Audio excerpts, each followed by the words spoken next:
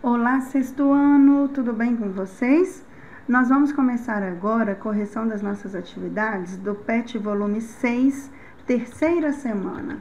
Nesta semana, nós vamos falar um pouquinho sobre as variedades da língua, o preconceito linguístico, e nós vamos entender que a nossa língua portuguesa é oficial dos nossos estados. Porém, cada estado, cada região tem o seu jeitinho de falar, tem as suas particularidades, e isso é chamado de regionalismo. Significa que o correto é o jeito que um estado fala e os outros estão errados? Jamais. Significa que nós temos um povo muito rico em sua cultura e que nós devemos saber apreciar e principalmente respeitar as diferenças das nossas regionalidades, da nossa língua. Significa que nós sempre teremos palavras novas, significa que nós vamos pegar palavras emprestadas de outras línguas também, e que por isso, o que o PET diz aqui para nós, bem interessante esse texto, é que o processo de variação linguística vai sempre estar presente na nossa forma de falar, de se expressar. E aí nós trazemos aqui algumas questões para que você pense. Observe só. Há diferenças de sotaque entre falantes das regiões brasileiras? As gírias dos tempos dos nossos pais, dos nossos avós, são as mesmas utilizadas hoje? Expressões como mano, cara, brother têm o mesmo significado? Expressões como bullying e cyberbullying sempre fizeram parte do nosso repertório linguístico? Expressões como shopping center, outdoor, internet fazem parte do dia a dia dos brasileiros. Será que elas teriam a mesma força comunicativa se fossem utilizadas em português? O pronome de tratamento você sempre teve essa forma de escrita? Então, com essas 6 perguntinhas, nós conseguimos ter uma visão geral do quanto a nossa língua é dinâmica, o quanto ela muda de acordo com o tempo que se passa e de acordo com as pessoas que estão vivendo aquele momento, tá bom? E aí nós vamos entender agora sobre preconceito linguístico. Grave que isso aqui é algo que você nunca deve fazer. Aqui nós temos um mapinha do Brasil, olha que legal. Em cada estado, ou pelo menos na sua maioria, nós temos aqui algumas expressões que são usadas naquele estado. Por exemplo, Rio Grande do Sul, se você convive com alguém de lá, você já deve ter ouvido bate. Aqui no cantinho, aqui, ó, no Rio de Janeiro, você tem aqui uma expressão, se liga na parada, é o que eles falam bastante. Em Minas Gerais, nós temos o uai sou. Você, se é mineiro, fala. Não fala? Se não é mineiro, fala também, porque está convivendo com os mineiros. Lá em cima, nós temos aqui o votes, o pia mesmo, o oxe, e por aí vai. Cada lugarzinho, cada estado, cada região tem a sua forma de falar, tá bom? O preconceito é um pré-julgamento, literalmente um preconceito. Você construiu um conceito, uma concepção que foi foi antes da hora. Nesse caso aqui, antes de conhecer a região, a pessoa pode ser julgada pela língua que ela fala. E infelizmente isso vira um preconceito que pode vir a ofender a pessoa.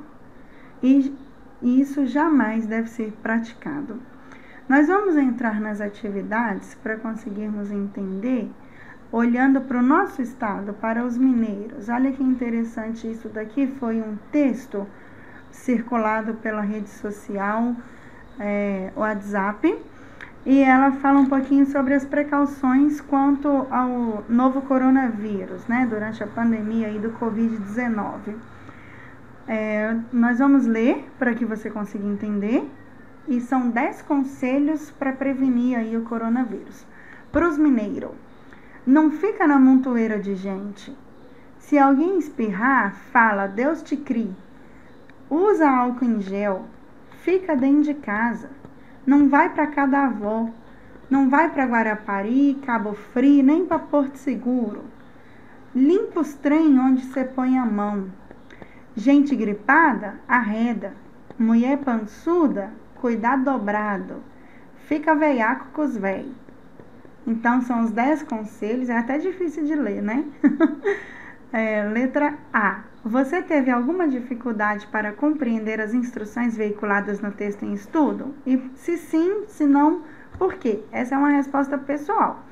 Dificuldade de compreender, não, mas eu confesso para vocês que eu tive que ler 2 vezes o cuidado dobrado para entender que deveria se ter cuidado 2 vezes, dobrar o cuidado perto das mulheres grávidas.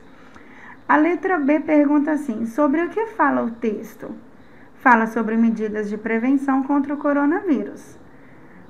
Você sabia que no Brasil há diferentes falares? Como é chamada essa variação linguística?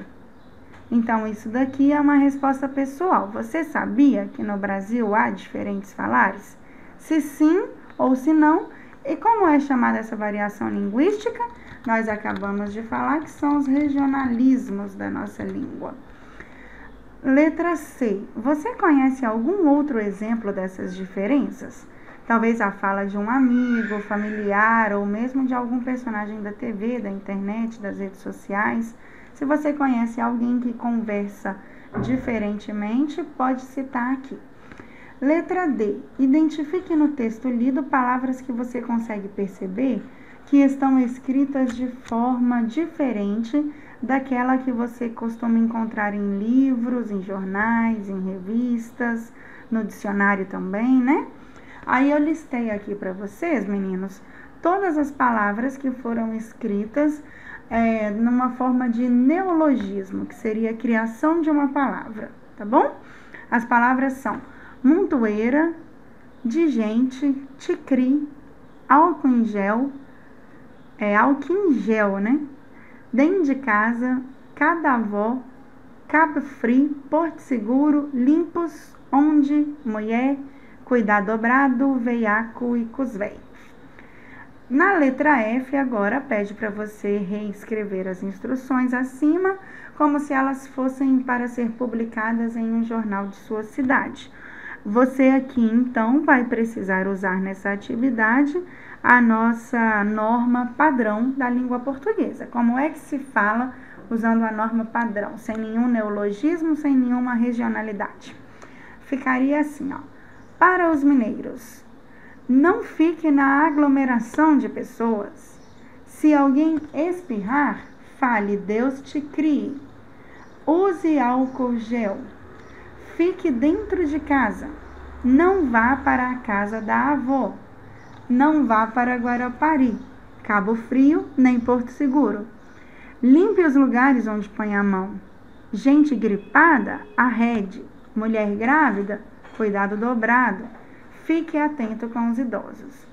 Aí vocês perceberam que no número 8 manteve o arrede, né? É porque realmente, meninos, é um verbo. Pode não parecer uma pronúncia bonita, mas arredar é um verbo que significa movimento, se movimente, vá para o lado, ok? Agora, na atividade 2, nós vamos trabalhar um infográfico. E aí nós vamos responder as questões depois de analisarmos aqui o infográfico. Olha, anatomia nordestina. Saímos de Minas Gerais e vamos subir para o nordeste do Brasil, ó. Aí você tem o zóio, a zureia, o cangote, o sovaco, o pé do bucho, a viria, a bolacha do joelho, a batata da perna, o mocotó, a venta. A venta é o nariz, tá, meninas? O talo das ventas, a goela, os bofes, as tripas e a canela. Ok, essa então é a anatomia nordestina. Número 1. O infográfico que você acabou de ler foi produzido em uma linguagem não formal, indicando a letra C, a variedade linguística existente. O infográfico não foi feito para zombar dos nordestinos, Não foi produzido apenas para o Nordeste e não foi elaborado para satirizar a aula de biologia. Ele quer mostrar aqui a variedade linguística existente, esse regionalismo utilizado no Nordeste. Ainda sobre a variedade linguística, que outras expressões nordestinas podem ser usadas para referir-se às partes do corpo, mas que não foram incluídas nesse infográfico? Ao citá-las, lembre de colocar a referência na linguagem padrão para cada parte do corpo mencionada. Bom, eu consegui me lembrar de duas, que seria zuvido, são os ouvidos, e a pá, que é a clavícula. Você já ouviu alguém falar que está com dor na pá? É a clavícula, é a parte das costas, a parte alta aqui, bem próxima dos seus ombros. Alguns chamam de pá. Letra A. Onde esse gênero textual costuma circular? Bom, pode circular em vários lugares, mas atualmente onde eles mais são propagados são em redes sociais, usando aí a internet. Do ponto de vista da organização de ideias, o infográfico é compreensível? Olha só, você consegue olhar aqui esse infográfico e entender o que está falando? Ele é compreensível? Totalmente, né? Ele é claro no que ele quer passar. Tanto que você tem aqui o nome da parte do corpo e tem a setinha que liga a parte do esqueleto humano aqui para você conseguir entender. Você sabe, então, que quando fala de tripas, está falando do intestino. Quando fala da canela aqui, é a parte da sua panturrilha. Então, a resposta seria sim. O infográfico é compreensível porque nós podemos entender perfeitamente as informações mostradas nele, tá bom? Meus amores, nós encerramos então a semana 3 de atividades do PET 6. Nós nos vemos no vídeo da semana 4. Não deixe de enviar suas atividades. O link já está disponível no grupo, ok? Qualquer dúvida, vocês podem me chamar por todos os meios que vocês já conhecem. Chat do Conexão Escola, no grupo da nossa sala ou mesmo no privado. Um abraço para vocês, até o próximo vídeo.